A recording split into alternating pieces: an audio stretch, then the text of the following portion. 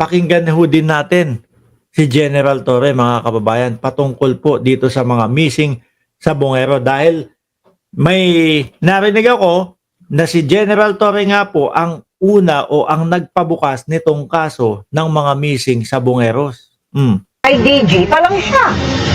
May itinapong mga labi sa Taal Lake, may itinapong mga labi ng mga nawawalang sa Bungero. Pagsisiwalat yan ng hepe ng PNP na nilapitan na umano ng whistleblower na si Dondon Patidongan nung nasa CIDG pa lang siya. Nakatutok si Jude. Lumapit na sa kanya si Patidongan nung nasa CIDG pa lang siya. Kaya yun nga yung sinasabi nila na si General Torre ang nagsabi, meron akong witness na makakapagturo kung nasaan yung mga labi at kung paano ituturo yung mga mastermind daw. Venerasyon. Doon, total Isa sa mga nakagigimbal na revelasyon ni Dondon Patidongan alias Totoy, sa Taal Lake umano itinapon ang katawan ng mga bising sa Bungero.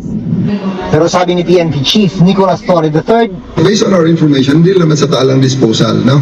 Hindi lang sa lake ang disposal. May mga areas pa. At yan naman ay mga ini-examine na namin. hindi na ididetalye ni Torre kung saan mga lugar pa sila naghahanap para hindi aniya madiskari ng investigasyon. May mga sinabi, Kasi kapag ka nalalaman, sorry eto nasa isip ko lang ho ito, mga kababayan. Kumbaga, naisip ko lang pag nalalaman, biglang may pagsabog ng bulkan. Biglang may pagsabog ng bulkan na mangyayari. Kaya siguro ngayon, ayaw nang ipagbigay o ayaw nang ipaalam. okay? So, malalaman natin yan pag na-recover na natin ang mga katawan. Bago pa man lumabas ang mga revelasyon ni Patidongan, matagal na aniya itong alam ng PNP. Inamin din ni Torre sa unang pagkakataon na bago siya italaga bilang PNP Chief, ay lumapit na sa kanila si Patidongan at ibinunyag ang nangyari sa mga missing sa Bungero. Sa EDG pa ako na sinimulan ito. Okay? Sa EDG pa ako nang nakuha namin si Totoy at nagbigay ng information sa amin. I was very shocked. Karumal-dumal naman talaga ang nangyari. Hindi talaga not acceptable by any standards. Pero hindi kinalimutan ni General Torre. Di ba? Kaya pang makita ang mga buto. Mark Ramos, sabi ni Kainaro. Yun nga po ang sabi ng mga eksperto. Kaya pang makita yung mga labi. No, dahil nga daw, depende kung gaano kalalim yung pinagpuntahan ng mga bangkay, wala na daw mga doon. Mga tawag dito. Wala na oxygen. No? Tuloy. Nasa protective custody ngayon ng PNP si alias Totoy. Nasa restrictive custody naman dito sa Camp Crame ang 15 pulis na sinasangkot sa kaso ng mga missing sa Bungero. Pinakamataas sa kanila ay may ranggong Lieutenant Colonel. Pero sabi ng PNP, posibleng madagdagan pa ito habang umuusad ang investigasyon. Wala kaming sasantuhin dito. We will leave no stones unturned. Sa ngayon, ayon sa Department of Justice, may mga natukoy ng lugar pero sa palibot pa lang ng Taal Lake na malapit sa ilang palaisdaan doon. There will be layers of sediments because there are eruptions going on.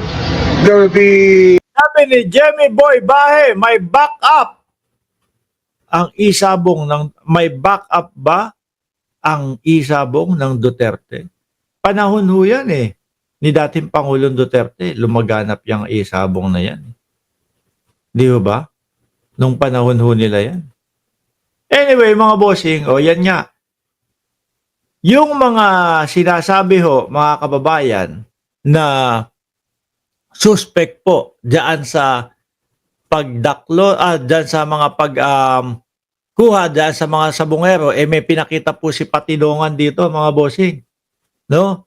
Meron daw pong, kumbaga, marka yung mga suspect. At ito nga po ang pinakita, mga kababayan. May mga tato, no? Kaya po, sumilip-silip po kayo diyan sa inyong mga lugar. Baka po may mga ganito kayo. Sabi dito, whistleblower Julie Dondon Patidongan said that he and other individuals, who knows about the disappearance of missing sabungeros or cockfighter share the same tattoo. according to Ian Cruz, exclusive report. O, eto daw ho, mga kababayan. Patidongan says, those who knows about Sabongeros abduction share same tattoos. Ayan. Ano daw po itong tattoo na to? Michelangelo, Sandali nga, basahin ko. According to Ian Cruz, exclusive report in 24 Oras on Monday, Patidongan showed the tattoo symbolizing Saint Michael, the archangel, below his nape. He said that there were some 20 of them who had the same tattoo to show their alliance. O, ayan niya ang pinakita ni Patidongan ho. Magkakasilipan ito. No? Magkakatanong nga. Ikaw, may tattoo ka ba? Sabi ni Jenny Ramos, triad din ba yan, Sir Mark? Hindi, yan lang daw yung palatandaan nung kanilang alliance. Yang tattoo na Michelangelo. Saint Michael, the archangel. Oh. Yan daw ho, mga bossing. Nako, silip-silip kayo. Diyan sa inyong mga sa inyong mga kapitbahay. Baka may makita kayong mga ganitong tattoo, mga bossing. Ayan po, GMA7 ang naglabas ng balita na ito. Ang nagpakita o ang pinakitaan ni Patidongan ng tattoo na ito, mga bossing. Sabi ni Ma'am Lynn Mariano, hello, Boss Mark. Oh. Sino pa nandito?